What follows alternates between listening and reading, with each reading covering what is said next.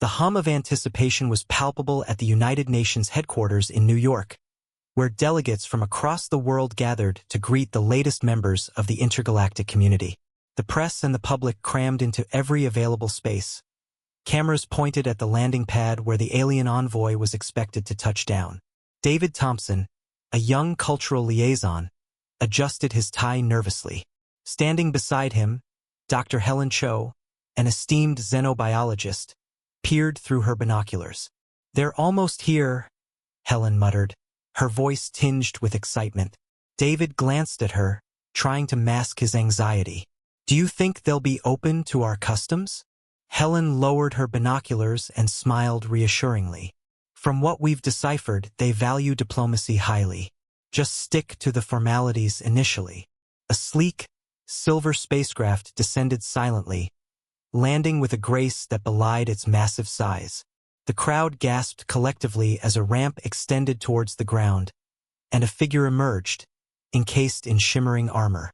Commander Jack Richards, the head of security, stepped forward, his voice booming through the microphone. "Welcome to Earth, esteemed guests." The armored figure paused at the base of the ramp, then moved towards the microphone. A modulated voice filled the air, each word precise and clear.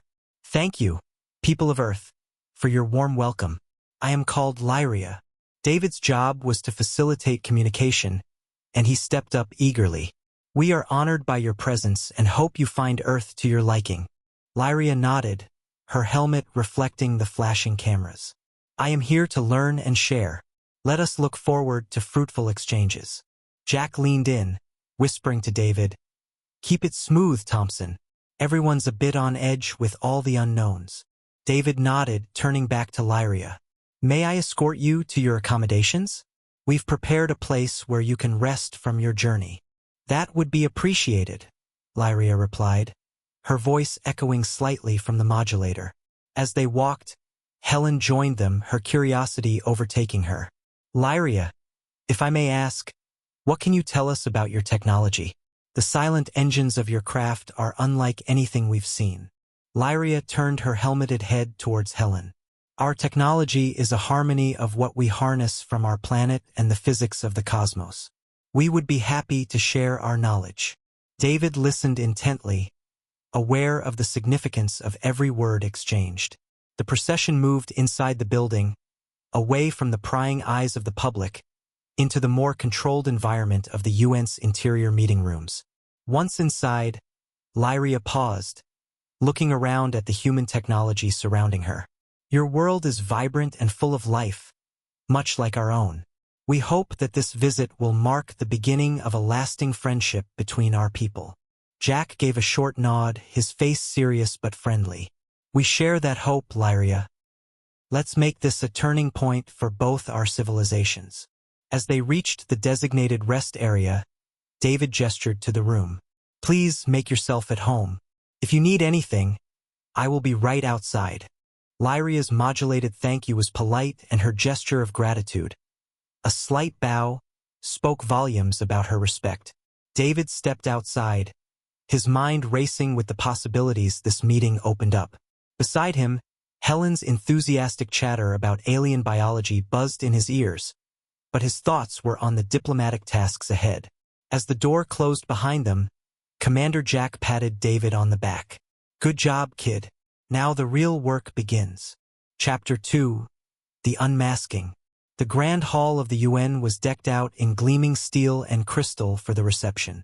Diplomats from every corner of the globe mingled in clusters, their conversations a low hum against the backdrop of classical music played by a string quartet. Above it all, cameras rolled, broadcasting the event live to billions of people across Earth. It was a historic evening, and every detail had been carefully curated. David stood at the edge of the crowd, adjusting his bow tie for the third time. Next to him, Jack Richards sipped his scotch and scanned the room. The security chief's broad shoulders seemed even broader in the formal uniform he wore, making him look more like a military officer than a diplomat. "Relax, Thompson," Jack said, his voice low but steady. "You're supposed to be the friendly face. All this pacing isn't going to help." I know, David muttered. It's just, this is the first time the general public gets to see her. What if something goes wrong? Jack gave him a reassuring clap on the shoulder. That's why I'm here. And Helen, too. He gestured toward Helen Cho, who was engrossed in conversation with a group of international scientists.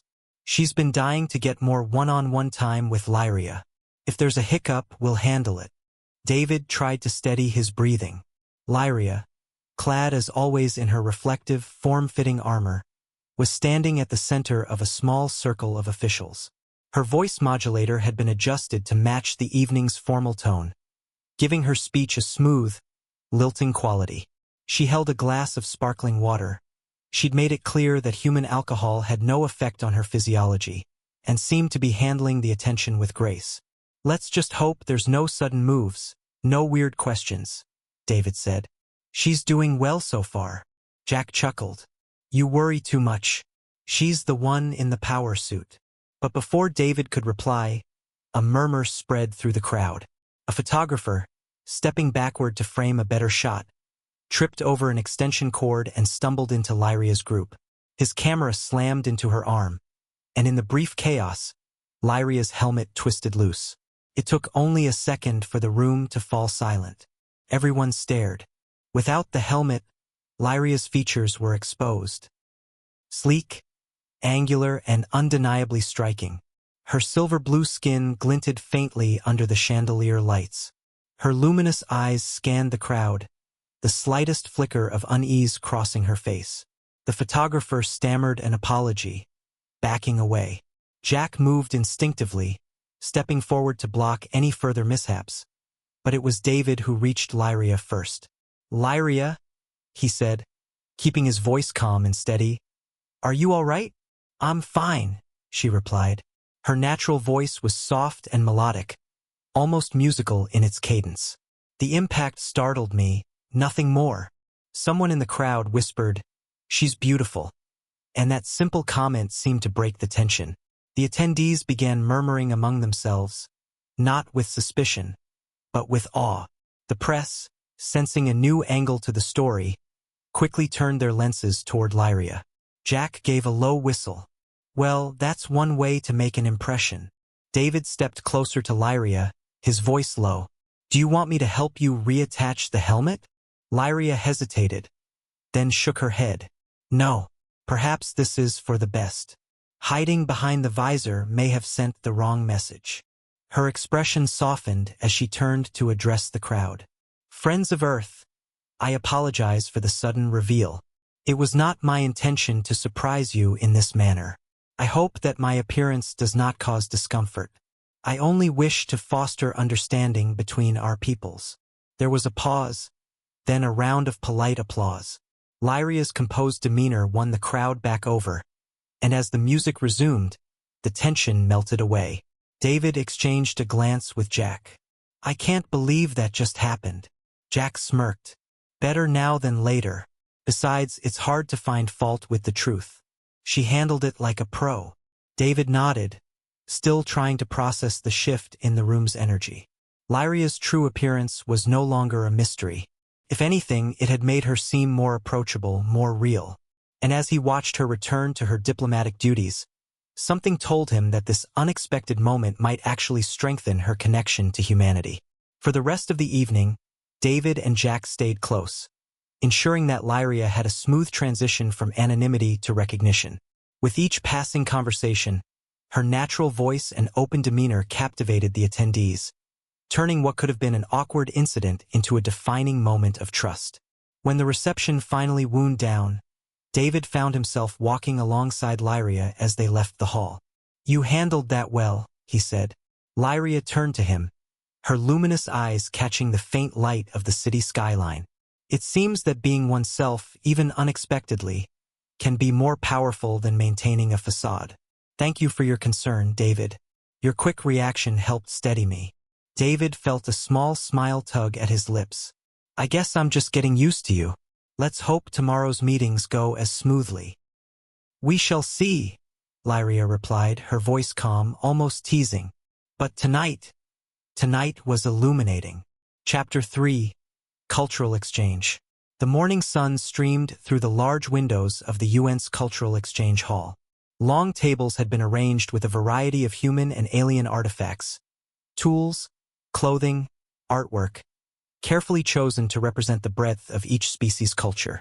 The space buzzed with anticipation as Lyria and David entered, accompanied by Helen Cho, who was already flipping through her notepad and murmuring to herself.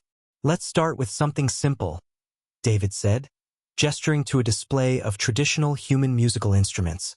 "Music is universal, right?" Lyria, now without her helmet but still wearing the elegant, form-fitting armor, tilted her head curiously at a wooden flute. "A device designed to produce harmonious sounds," she said, her natural voice carrying the same melodic quality as the music she described. "We have similar instruments. Do you play it?" "I used to in school," David replied, picking up the flute and inspecting it. "But it's been years. I'm probably a bit rusty." "Go on, let's hear you try," Jack encouraged from his spot near the wall, where he leaned against a column and watched the exchange unfold. His tone carried just enough amusement to push David into action. Clearing his throat, David raised the flute to his lips and blew a few tentative notes. The sound wasn't great, off-key and shaky, but Lyria's intrigued expression made it worth the effort. "It seems our auditory receptors are attuned to similar patterns of sound," Lyria said, "though I must admit, our instruments rarely produce such irregular tones." Helen let out a snort of laughter. "That's a polite way of saying you're out of practice, David." David lowered the flute, laughing. "Fair enough. I'll stick to the day job. Perhaps I can demonstrate something from my world," Lyria said, stepping toward one of the tables displaying her people's artifacts. She picked up an elegant, elongated instrument that resembled a metallic harp. "This is called a urel. It generates tones through vibrations in the material's composition." As she plucked a few strings, a rich, otherworldly melody filled the hall. The sound was ethereal, gentle, yet layered with complexity, and it drew the attention of everyone present. Helen and David exchanged glances, their eyes wide. "That's incredible," David said once the melody faded. "How long have you played that?" "Since I was a child," Lyria replied. "Music is an integral part of our education. It teaches harmony, discipline, and the importance of cooperation." "That's something we can relate to," David said, nodding. "Music's always been a way for humans to connect, to share stories and emotions." The morning continued with similar exchanges. David and Helen introduced Lyria to traditional human dances, which she observed with a mix of fascination and amusement. In turn, Lyria demonstrated a form of movement from her culture that combined fluid, sweeping gestures with subtle rhythmic steps. Jack, always the pragmatist, joined in at one point, showing Lyria a traditional human handshake. She attempted it, her slender fingers grasping his firmly, and Jack gave an approving nod. "Not bad," he said, "though most humans probably wouldn't know what to do if you extended that to them." "It's intriguing," Lyria said. "Our people typically bow or exchange an energy resonance as a greeting. The physical nature of your customs is both fascinating and surprisingly endearing." By mid-afternoon, the hall had transformed into a hub of curiosity and laughter. Lyria sat with David and Helen at one of the tables, sampling a plate of various human foods. She paused after tasting a small piece of chocolate, her luminous eyes widening slightly. What is this?" she asked. "Chocolate," David said with a grin.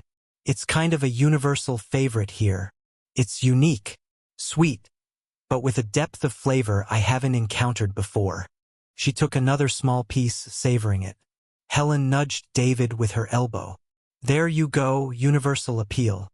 Jack, passing by with a cup of coffee, stopped to look at the spread. "If she's impressed with chocolate, wait until she tries pizza." "Pizza?" Lyria echoed. "It's bread, cheese, sauce, and sometimes other toppings, baked together," Helen explained. "We should get some tomorrow." Lyria nodded thoughtfully. "I would be happy to try it. Sharing food seems to be a key aspect of your culture." "Absolutely," David said. "Food brings people together, It's how we celebrate, bond, even negotiate sometimes. As the day came to a close, Lyria set down her empty plate and looked around the hall. I am grateful for this experience, she said. It is one thing to study another culture from afar, but to share these moments together, it fosters a deeper understanding. That's the goal, David said. I think we're off to a great start. Agreed, Lyria said, her voice softening. And I look forward to learning more. Jack clapped David on the back as they walked toward the exit. Not bad for a day's work, Thompson. David smiled. Not bad at all. Chapter 4. Shared Secrets. The sound of footsteps echoed softly down the corridor as David walked alongside Lyria. This part of the UN's Cultural Exchange Center was quieter than the public halls. The artifacts here were more specialized, rarely shown to the general public, and the lighting was dimmer, lending a contemplative atmosphere. Lyria paused by a tall display case, her luminous eyes scanning the contents. Inside were fragments of early human space probes, tarnished and ancient, but still marked by the bold letters of their respective space agencies. She touched the glass lightly. These were your first steps beyond your own world. David nodded. Primitive by modern standards, but they were the start of everything.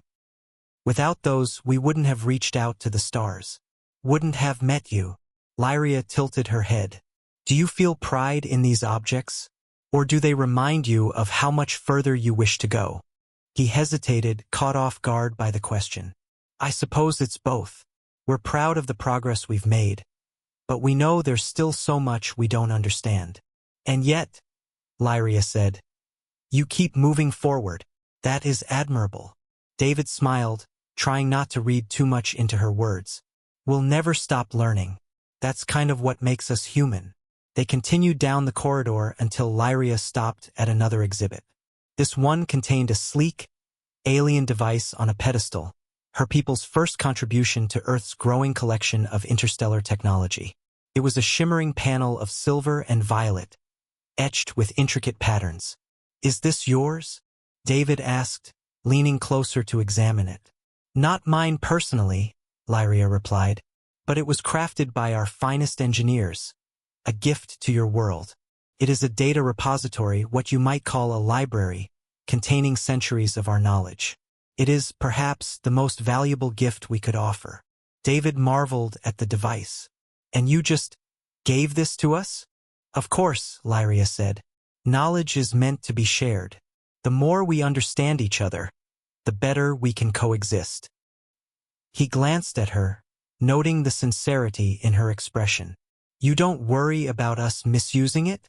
Her gaze met his, steady and unflinching. We trust that you will use it wisely. Otherwise, why would we offer it? David wasn't sure what to say. He felt a mix of awe and responsibility. I hope we live up to that trust. Lyria's lips curved into the faintest smile. I believe you will. As they moved deeper into the private exhibits, they reached a quiet alcove lined with shelves. Here, the UN stored not just objects, but also recordings, conversations, interviews, and holograms from early exchanges with alien species. Lyria stopped in front of a particular recording device, her expression thoughtful. I've heard this one before, she said, gesturing to the small, glowing orb on the shelf. It's from the first human delegation to my homeworld. They spoke with one of our elders, asking about the source of our energy technology. David tapped the display to start the recording. A shimmering hologram appeared, showing an older alien, taller and more angular than Lyria, speaking in a flowing, melodic language.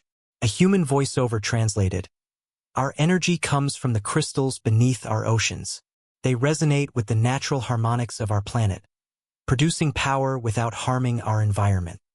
Lyria watched the recording for a moment, then said, It's true. You know, our energy systems rely on harmony with our planet's rhythms. It is a delicate balance, one we maintain with great care. David turned to her, intrigued. Do you miss it? Your homeworld. Every day, Lyria admitted. But I have my duties here, and I have met individuals who make my time here worthwhile. David felt a small flush of warmth at her words but quickly pushed it aside. It must be hard, being away from everything familiar. It is, she said, her voice soft. But we adapt. And in doing so, we find connections in places we never expected. There was a pause before David spoke again. If you could show me one thing about your homeworld, what would it be? Lyria considered this. I would show you the singing caverns. The crystal formations there produce natural harmonies when the wind passes through them. It is like standing inside a living symphony. Sounds incredible, David said. It is, she replied. Perhaps someday you will see them. David gave her a thoughtful look. I'd like that. They spent the rest of the afternoon sharing stories. David explained humanity's early experiments with renewable energy and the challenges of transitioning away from fossil fuels. Lyria described how her people had always prioritized sustainability, how their understanding of planetary balance shaped their entire culture. By the time they left the archives, David felt like he had gained a deeper understanding of Lyria. Not just her culture, but the values that guided her actions. She wasn't just a representative of her species. She was someone who genuinely cared about forging meaningful connections. As they stepped back into the main hall, the light outside had shifted.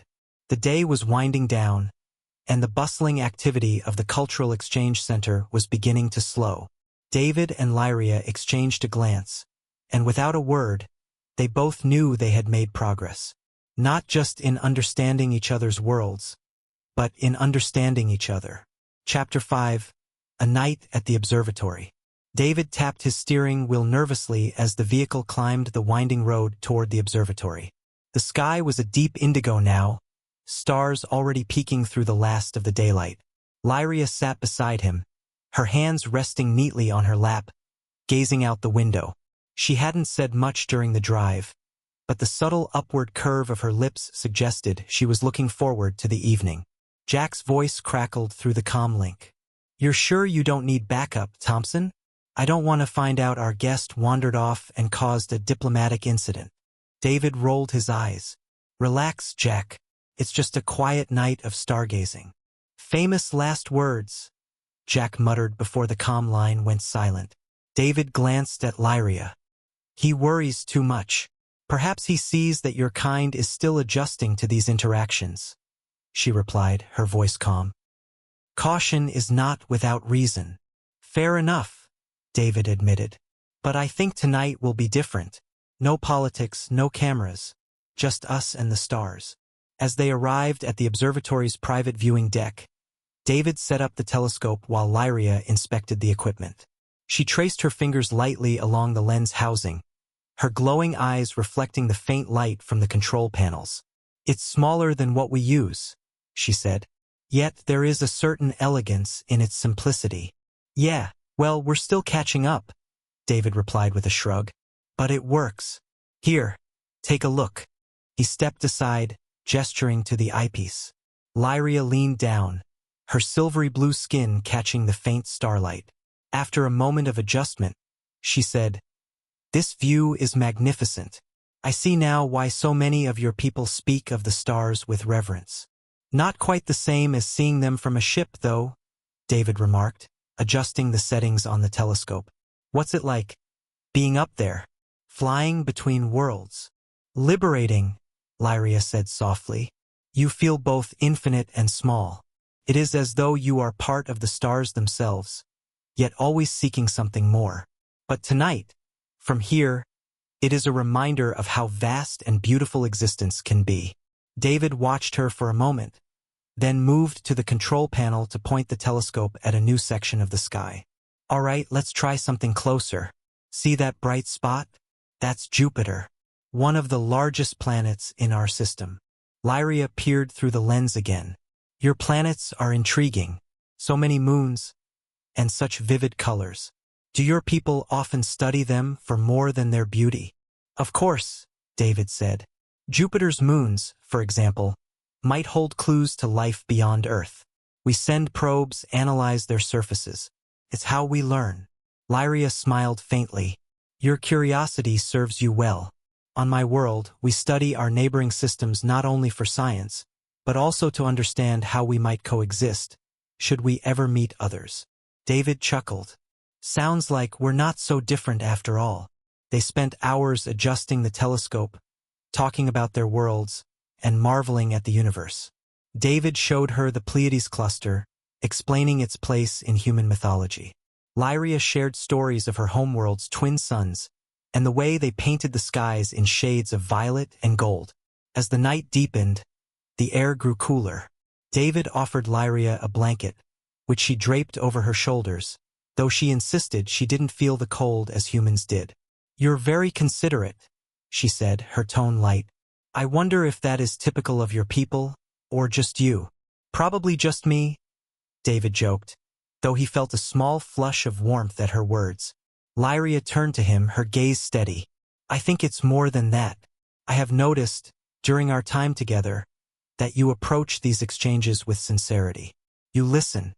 You seek to understand." "Well, that's my job," David said, though he couldn't help smiling. "I mean, I'm here to make sure we connect." "And yet you go beyond what is required," Lyria said. "You have a genuine interest in bridging our differences." David rubbed the back of his neck. "I guess it's because I think we're better off working together. We have a lot to learn from each other." Lyria regarded him for a moment before turning her gaze back to the stars. "I agree, and I am glad to have met someone like you." The conversation fell into a comfortable silence as they watched the night sky. Eventually, Lyria stepped closer to the telescope, her hand brushing against David's as she adjusted the focus. "Sorry," he murmured, pulling his hand back. "No need to apologize," she said, her voice soft. "It's reassuring to know someone is here, that we are not so alone." David glanced at her, his heart suddenly pounding. "You're not alone," he said, the words coming out more earnest than he intended. Lyria turned to him, her luminous eyes meeting his. For a long moment, they simply looked at each other. Then, tentatively, she placed a hand on his. Her touch was cool, her fingers slender and delicate. "Thank you, David," she said, "for sharing this with me." "Anytime," he replied, his voice barely above a whisper. As the first hints of dawn began to color the sky, David found himself wondering how much had truly changed in these hours beneath the stars. Perhaps nothing outwardly significant, but inwardly, it felt as though an important connection had been made, one that might grow stronger with each passing day. Chapter 6. Diplomatic Tensions. The delegation chamber buzzed with anxious whispers and low, tense voices. The cause of the disruption sat at the center of the room, a polished obelisk of alien origin, its smooth surface etched with glowing patterns. Lyria stood before it, her usual calm composure replaced by a quiet tension. David entered alongside Jack, who was already muttering under his breath. "I don't like the looks of this. Nobody told us we'd be dealing with a diplomatic powder keg today." David frowned. "What happened?" Helen met them at the entrance, her arms crossed tightly. "One of the other delegates claims this artifact, this obelisk, was stolen from their home system. It's been in Lyria's people's possession for centuries, but now they're demanding it back." "That doesn't sound good," David said, glancing at Lyria. She was speaking with another alien representative, taller, with a more angular frame, whose gestures were sharp and accusatory. "How's she handling it?" Helen hesitated. "Not well. Her counterpart is practically shouting. I think this might escalate if we don't step in." Jack placed a heavy hand on David's shoulder. "Time to do your thing, Thompson. Make it work." David sighed and stepped forward. He could feel the tension in the air, as if the very room had drawn a deep breath and was waiting for what would come next. "Lyria," he said, his voice steady but loud enough to cut through the noise. "Perhaps we can discuss this calmly." She turned, her expression softening slightly as she saw him. "David, your timing is appreciated." The angular delegate turned on David, his glowing eyes narrowing. "And who are you, human, to interfere in matters that do not concern you?" David held his ground. "I'm here to help find a solution that works for everyone. Let's lower our voices and talk this through." The delegate huffed but stepped back, folding his arms. "Speak then. Let's hear this human's wisdom." Lyria looked at David, her gaze steady. What do you propose? David took a deep breath. Let's start with the basics. Lyria, can you explain how this obelisk came into your people's possession? Lyria nodded. It was gifted to us by a neighboring system over 3 centuries ago. It has remained in our archives since then, serving as a record of our early alliances. The other delegate's voice rose again. A gift that was never authorized. The rulers of that system had no right to give it away. It belongs to my people. David held up his hands. Okay, I understand you feel it was taken without proper authorization. But what if we looked at this from a shared perspective? Lyria, would your people be willing to open a dialogue with his government to discuss a cultural exchange? Lyria considered this. If such a dialogue could be conducted respectfully, I believe it would be possible. The other delegate was still skeptical. Words will not return what is ours. David pressed on. What if, instead of taking it back, you collaborate on documenting its history? Your scholars could work with Lyria's to create a comprehensive record, one that acknowledges its origins and significance. That way, it remains available to both civilizations. The room fell quiet for a moment. Lyria tilted her head slightly, her luminous eyes meeting David's. That could be acceptable. Sharing knowledge would honor both our histories. The angular delegate still looked hesitant, but the anger in his posture began to soften. If your people are willing to acknowledge the truth, perhaps I can present this idea to my superiors. David offered a small smile. Great, we can draft the details together. Nobody's taking it without permission, and we'll all benefit from the shared history. Jack, who had been watching from the side, gave a faint smirk. You might just pull this off, kid. With the tension in the room starting to ease, David motioned for everyone to sit at the round table.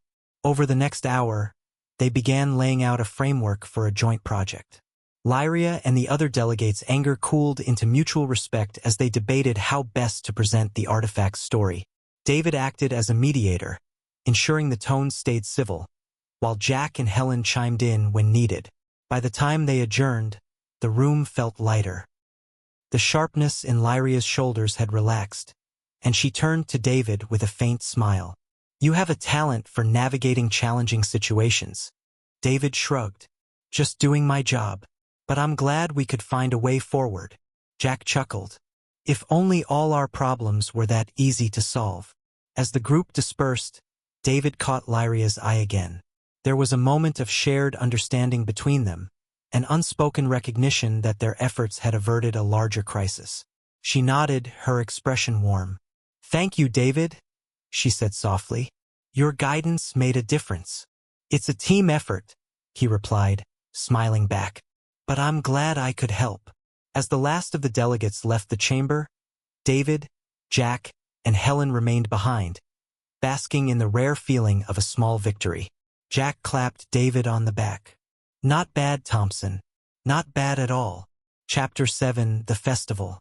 The cultural festival was in full swing, the sprawling park awash in lights, sounds, and an unmistakable atmosphere of celebration. Booths lined the pathways, each one displaying artifacts, foods, and music from various civilizations. Some human, some alien. The air carried a mix of aromas, from freshly grilled kebabs to the fragrant, floral steam of a Zalian nectar brew. The UN had arranged the event as a gesture of unity, but for David, it was a chance to show Lyria another side of Earth's culture. One that was vibrant, colorful, and joyous. Lyria stood beside him, her silver-blue skin catching the glow of nearby lanterns.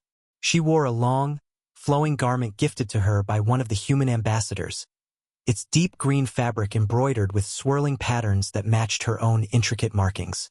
Though her usual armor had been left behind, she still carried herself with the same composed elegance. It is much livelier than I imagined, Lyria said, her gaze scanning the scene. Your people truly know how to celebrate. David smiled. This is only one version of how we do it. Different regions, different cultures, they all have their own style. I thought you might enjoy seeing the variety.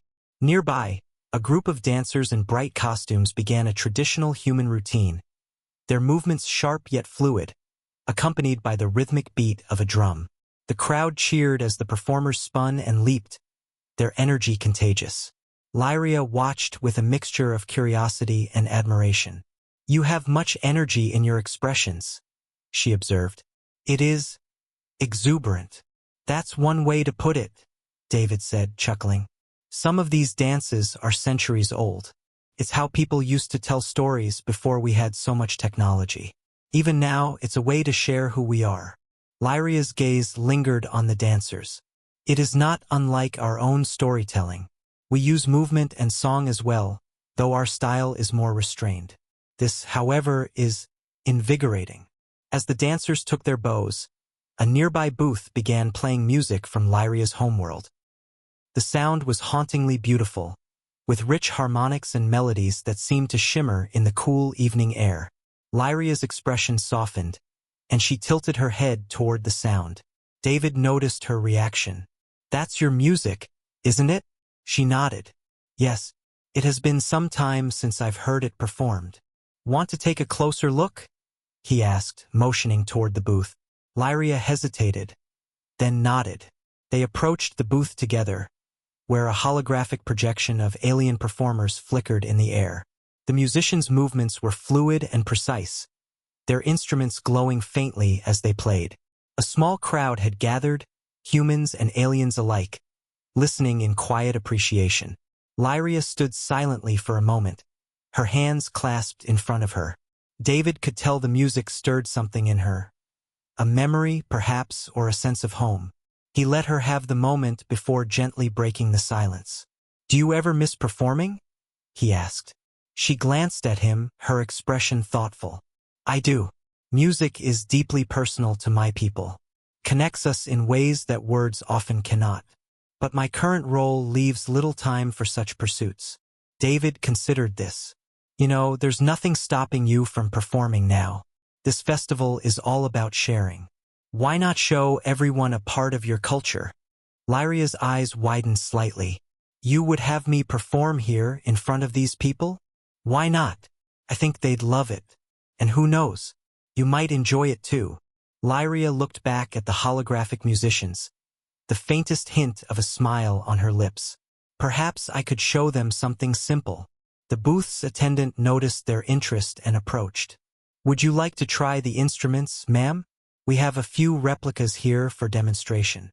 Lyria hesitated only a moment before stepping forward. She selected a curved stringed instrument and plucked a few notes, adjusting her grip until the sound was just right. The crowd around the booth fell silent, all eyes on her. Lyria's movements were precise, her long fingers gliding over the strings. A melody emerged, delicate, haunting, and otherworldly.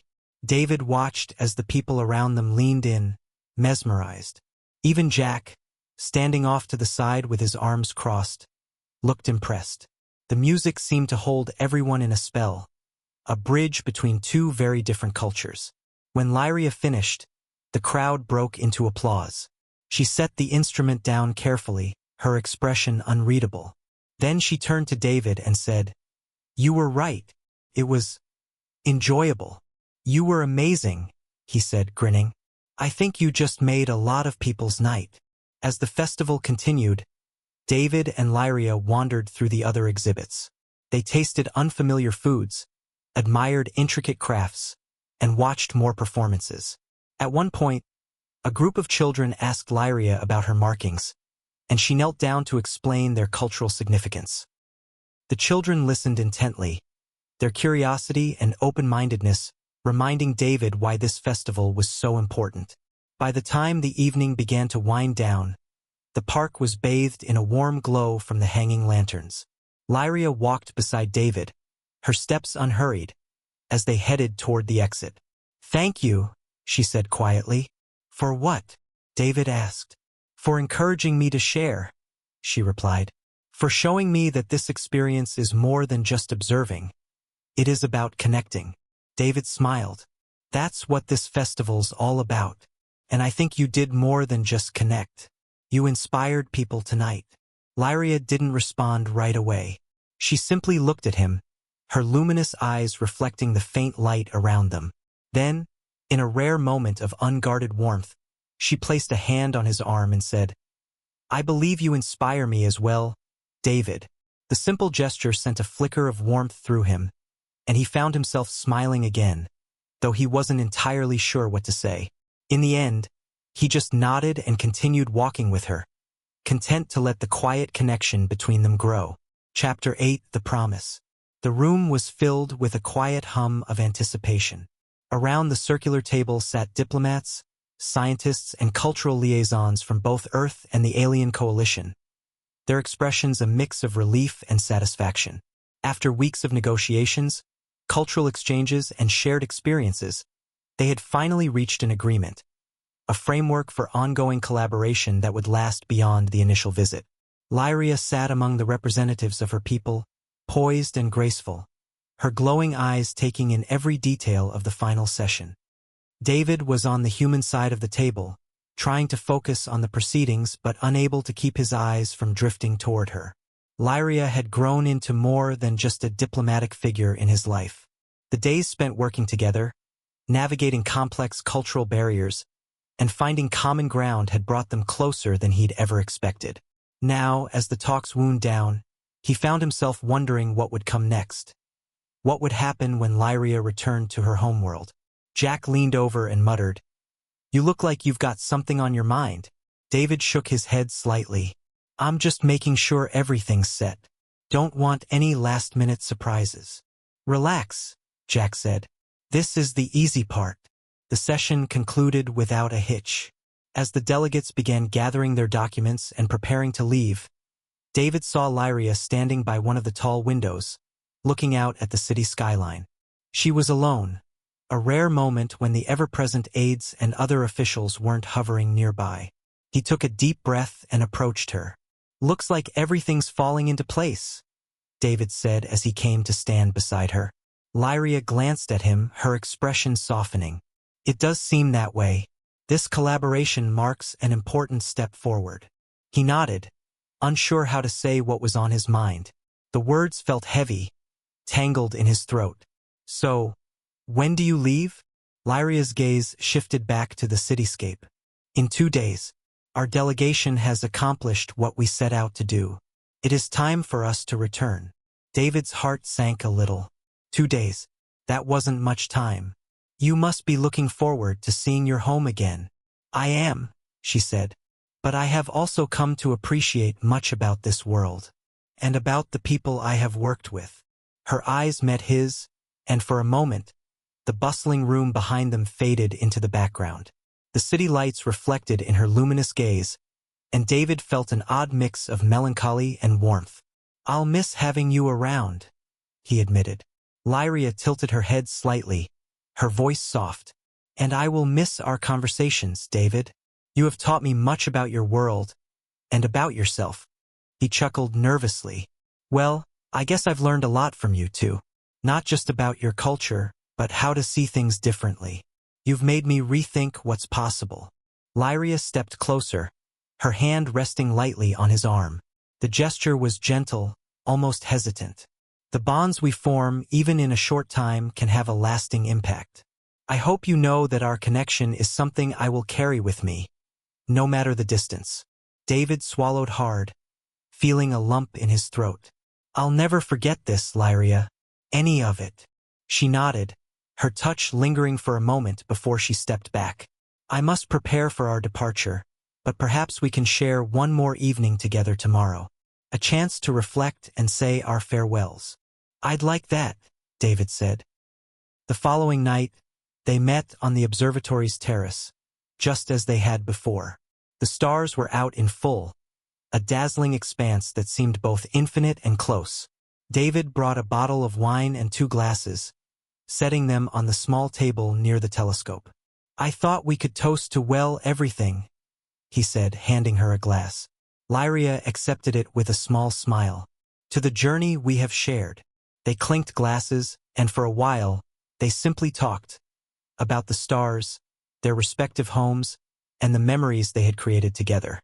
There was laughter, quiet moments of reflection, and an underlying sense of bittersweet finality. When the time came to part ways, David walked her back to the vehicle that would take her to the alien compound. They stood there for a moment, neither quite ready to say goodbye. "David," Lyria said, her voice steady but soft, "you have shown me a side of humanity that is thoughtful, compassionate, and sincere. I am grateful to have known you." "I'm the lucky one," he said, managing a smile.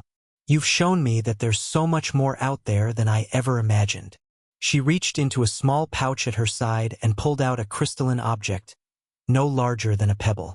It shimmered faintly in the dim light. "This is a token from my home. It is said to bring clarity and guidance to those who carry it. I would like you to have it." David took the crystal carefully, his fingers brushing against hers. "Thank you, Lyria. I'll keep it close." She smiled, a genuine warm smile that made his chest ache, and stepped into the vehicle. The door closed, and within moments, she was gone. David stood there for a long time, the crystal in his hand catching the faint light of the stars. He looked up at the night sky, knowing that somewhere out there, Lyria was under the same stars. Their paths had crossed, and though they were now diverging, the connection they had made would remain a part of him forever.